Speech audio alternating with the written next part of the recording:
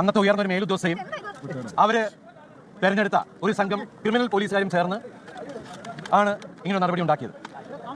അതിനായിട്ട് ഈ കേസിലെ മുഖ്യപ്രതിയെ കൂട്ടുപിടിച്ച് അയാളുടെ ജയിലിൽ ഉണ്ടായിരുന്ന കൂട്ടുപ്രതികളെയും കൂട്ടുപിടിച്ചിട്ട് ഈ പോലീസ് സംഘം ഒരു കള്ളക്കഥ മെഞ്ഞെടുക്കുകയാണ് ചെയ്തത്. എന്നിട്ട് ഈ പോലീസ് സംഘം ചില മാധ്യമങ്ങൾ, നിങ്ങൾ ഈ കാര്യം ശ്രദ്ധിച്ചോ? കമന്റ് ബോക്സ് പൂർണ്ണമായിട്ടും ദിലീപിനെതിരാണ്. എന്തുകൊണ്ടായിരിക്കും അങ്ങനെ? കാരണം ഒരു കോടതി 8 വർഷം കൊണ്ട് എടുത്തൊരു തീരുമാനം തെറ്റായിരിക്കും നിങ്ങൾക്ക് തോന്നുന്നുണ്ടോ? പക്ഷെ ആൾക്കാർ പറയുന്നത് കാശ് കൊടുത്ത് രക്ഷപ്പെട്ടു എന്നൊക്കെയാണ്. പക്ഷെ അങ്ങനെയൊക്കെ രക്ഷപ്പെടാൻ പറ്റുമോ എനിക്കറിയില്ല. പക്ഷെ എന്തുകൊണ്ടായിരിക്കും നമ്മൾ അങ്ങനെ ചിന്തിക്കുന്നത്? ഞാൻ അങ്ങനെ ചിന്തിക്കുന്നുണ്ട്. എന്തുകൊണ്ടാണെന്നറിയോ?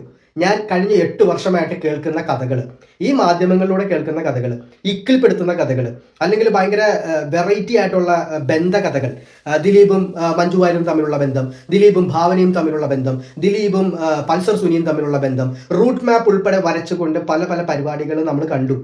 ചിലപ്പോൾ അതുകൊണ്ടായിരിക്കാം, ഇതെൻ്റെ മനസ്സിൽ കിടപ്പുണ്ട്. അതുകൊണ്ട് എൻ്റെ ഈ കഥയിലെ വില്ലൻ ദിലീപ് തന്നെയാണ്. അതിൻ്റെ അർത്ഥം ദിലീപ് തന്നെയാണ് ചെയ്തതെന്ന് ഉറപ്പുണ്ടോ? അറിയില്ല. പിന്നെ കോടതി പറഞ്ഞത് ദിലീപ് തെറ്റ് ചെയ്തിട്ടില്ല എന്നല്ല, കോടതി പറഞ്ഞത് ഗൂഢാലോചന തെളിയിക്കാൻ പറ്റിയിട്ടില്ല എന്നാണ്. അങ്ങനെ തന്നെയല്ലേ മാധ്യമങ്ങളിൽ എങ്ങനെയാണ് കേട്ടോ കണ്ടത്. അപ്പോൾ ശരിക്കും പറഞ്ഞാൽ പ്രശ്നം ആരുടെയാ? നമ്മുടെ ആണോ അതോ നമ്മുടെ പ്രശ്നമല്ലേ ഇത്? ശരിക്കും പറഞ്ഞാൽ ഇയാൾ തെറ്റൊന്നും ചെയ്തിട്ടില്ലെങ്കിലോ? അപ്പോൾ നമ്മൾ ഈ കാണിച്ചു കൂട്ടുന്ന പരിപാടികൾ, അല്ലെങ്കിൽ നമ്മൾ ഓരോരുത്തരുടെ മെസ്സേജുകൾ കാണണം, അല്ലെങ്കിൽ കമന്റുകൾ കാണണം, അയാൾ ദൈവം ശിക്ഷിക്കും, അയാളെ പ്രാഗാണ്, ലിറ്ററലി പ്രാഗ് നശിപ്പിക്കുകയാണ്. വിഷമമുണ്ട് കേട്ടോ. കാരണം അയാൾ തെറ്റ് ചെയ്തിട്ടില്ലെങ്കിലോ?